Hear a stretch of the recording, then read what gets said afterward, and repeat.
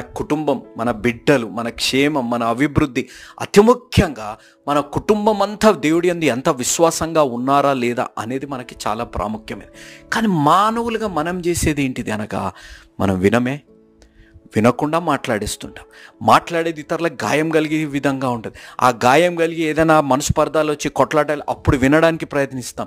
అప్పుడు విన్నదాన్ని అర్థం చేసుకుంటామంటే అర్థం చేసుకోం. విన్నదానికి స్పందించడానికే మనం ప్రయత్నించే విధంగా ఆలోచిస్తుంటాం. యేసయ్య ఎవరి గురించి ఆలోచించారు? తన గురించి ఆలోచించలేదు.